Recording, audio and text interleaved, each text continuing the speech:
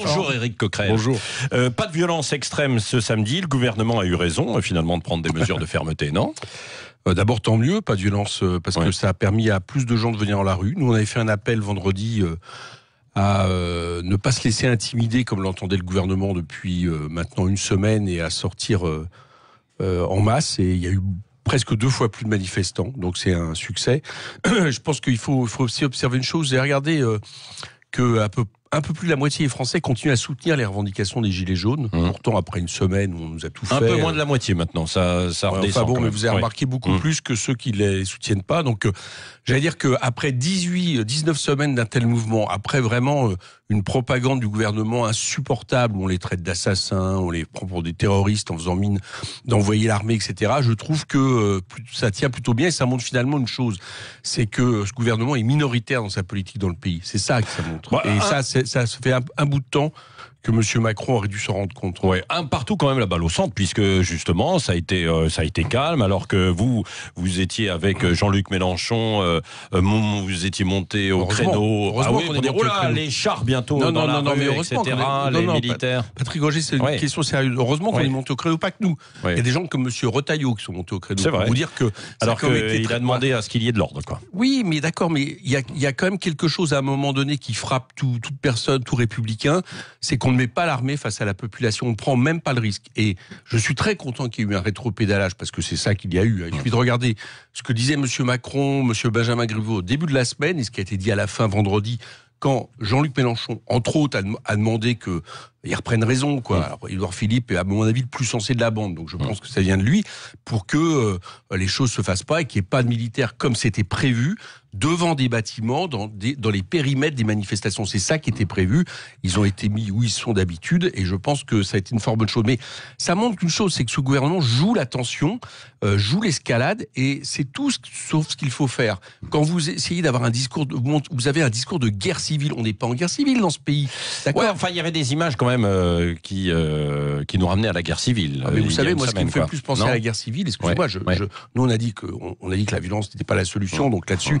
Mais ce qui me fait plus penser à la guerre civile, dans ce cas-là, c'est les 2000 blessés, 19 éborgnés, une dame morte depuis le début, des arrestations préventives. Si vous voulez qu'on aille là, je regarderais plutôt ça, qui montre qu'effectivement il y a une répression très violente. Mais quand je dis que ce n'est pas une guerre civile, c'est que, et fort heureusement, nous n'avons pas des manifestants qui tirent sur les policiers. Vous voyez ce que je veux dire?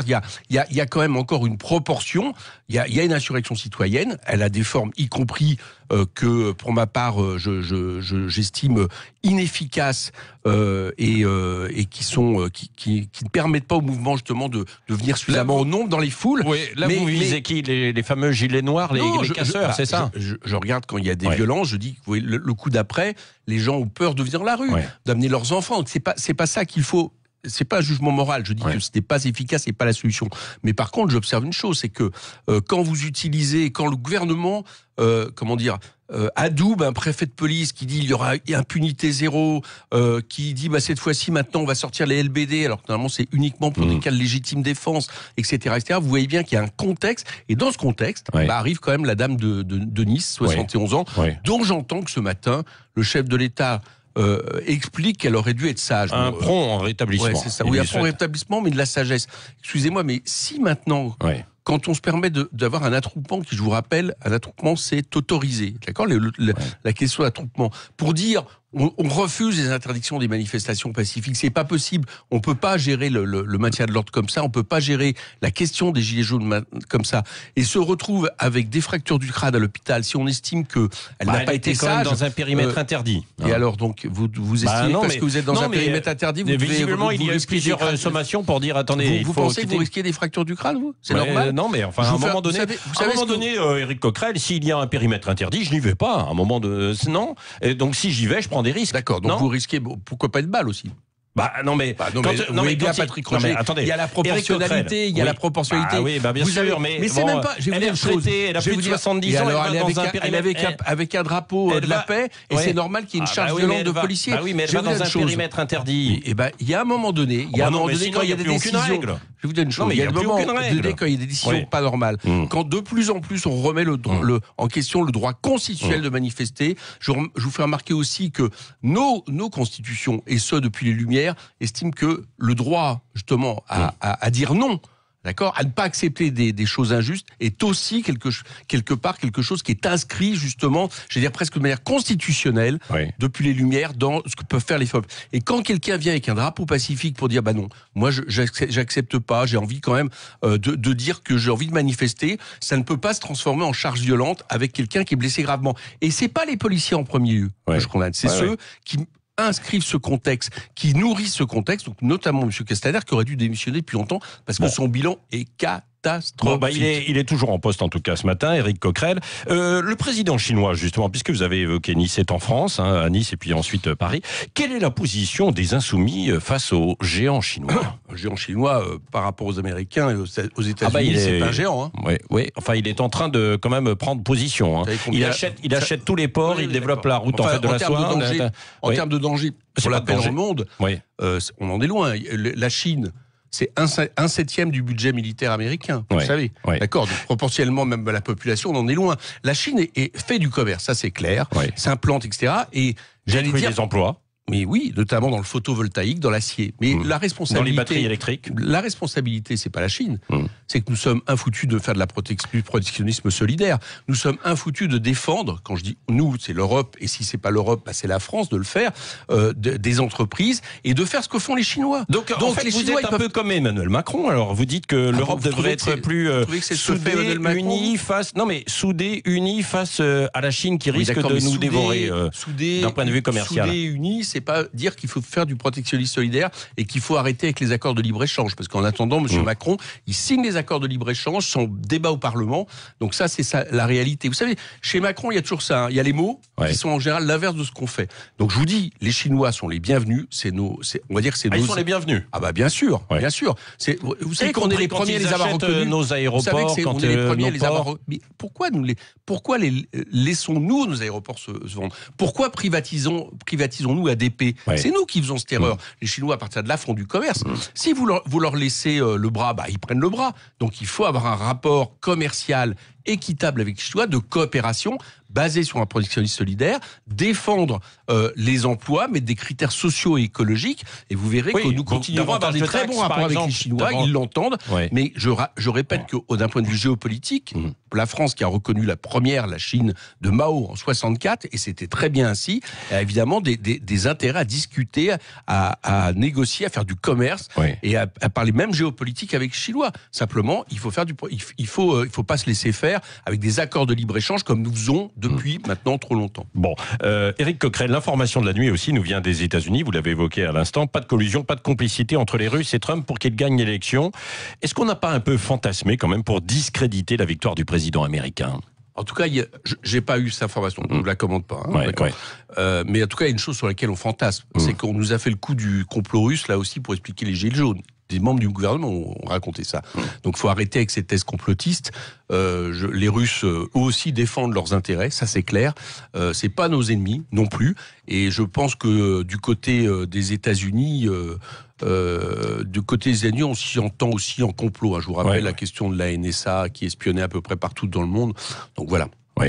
Éric Coquerel, d'un mot, parce que c'est notre sondage du jour sur Sud Radio, on se pose la question, est-ce que vous êtes convaincu par la stratégie d'Emmanuel Macron pour sortir de la crise? Vous voyez une sortie de crise, vous? Non, pas du tout. Sortie de crise, d'abord, je trouve très positif ce qui se passe, parce que pendant des années, au moins depuis 2 ans, M. Macron faisait à peu près ce qu'il voulait, cassait le pays, imposait une politique de l'offre injuste et inefficace. Il suffit de regarder les chiffres économiques, et on n'arrivait pas à se mobiliser. Là, au moins, il y a quelque chose qui s'est mobilisé, qui a commencé à le faire reculer sur certains points, je vous le rappelle.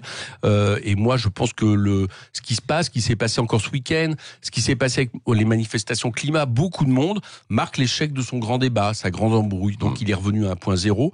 La question est toujours politique, et je pense toujours que le problème de M. Macron, c'est soit il change de politique, j'y crois pas pas trop, soit à un moment donné, il faudra que les urnes sanctionnent tout ça. Oui, d'un point de vue politique, Raphaël Glucksmann est en train de monter avec le PS. Là. Il a gagné un point, c'est ça? Oui, c'est 2 points. Deux points. Il vous talonne maintenant. Il vous fait peur ou pas? Non, pas du tout. Non. Le PS n'ose même plus se présenter seul, ce qui en dit long quand même de son état. Il se camoufle derrière M. Glucksmann. Bon, écoutez, voilà, il y a une force social-démocrate qui se présente à ces élections, et je pense que les gens verront le bilan de ce courant politique depuis maintenant 15 ans, notamment celui de nous avoir préparé M. Macron. D'un mot aussi, l'âge minimum de départ en retraite sera finalement à 62 ans. Il y a eu du cafouillage pendant toute la semaine. Malheureusement, c'est du bidon. Ça, c'est du bidon. Oui, l'âge légal va rester là, mais les gens n'auront pas les moyens de partir, donc ils continueront à travailler, parce que le système par points, vous le savez, c'est un système instable, et on ne peut pas prévoir à l'avance le moment où justement ce que ça vous donnera comme pension parce que ça sera aléatoire selon le nombre de gens qui partiront, la situation économique. Donc c'est une casse en réalité du système par répartition. Éric Coquerel, le mot de la fin avec Cécile de Ménibus. Est-ce que, comme Éric Nolot, vous pensez que Maxime Nicole est un imposteur et un opportuniste ? Je le connais pas personnellement, mais non, je n'ai pas ce jugement-là. Je pense que. Parce que vous parlez de complotisme tout à l'heure. Oui, mais je pense que M. Nolot a fait ce. Non, je n'ai pas suivi. Je ne veux pas me prononcer sur telle ou telle personne. J'observe, c'est une. Enfin, Maxime Nicole, vous le connaissez quand même. Pas personnellement, mais c'est une des personnalités. Qu'importe, c'est une des personnalités des Gilets jaunes. Et je trouve que M. Nolot a fait preuve ce jour-là un peu de mépris de classe, comme on le fait un peu trop vis-à-vis des Gilets jaunes. Et puis, j'observe que dans ses émissions, de temps en temps, il est face aussi à des imposteurs, etc. Donc. Voilà. Non, il faut arrêter avec ce bashing par rapport aux Gilets jaunes. Je remarque que souvent, on l'a nous aussi en même temps, donc finalement, c'est peut-être bon signe. Merci, vous avez un invité surprise. Salut Eric, c'est Fabrice Lucchini. Coquerel, c'est énorme parce que s'il adore le bateau, c'est parce qu'il sait qu'en politique, t'es pas à l'abri de ramer contre vents et marées pour finir par t'échouer le cul sur le sable. T'as même écrit un bouquin avec Isabelle Autissier intitulé Une solitaire autour du monde. Il y a de la poésie dans ce titre. Ça change de De Villiers, le fameux J'ai tiré sur le fil et tout est venu. Alors quel va être le titre justement de ton prochain bouquin? Eh ben, ça tombe bien, ça va s'appeler... le totalitarisme, le capitalisme totalitaire, voilà, ou un nom comme ça. Voilà, je vais faire un livre, effectivement. Il est en cours pour montrer que aujourd'hui le capitalisme a une essence, une totalitaire. C'est ce qui m'inquiète, un devenir, voilà, pour imposer la loi des marchés sur la loi des peuples. Et je trouve que je suis de plus en plus inquiet par rapport à ça. Voilà, ça sera un titre approchant. Bon, voilà, on suivra ça. Merci Éric Coquerel.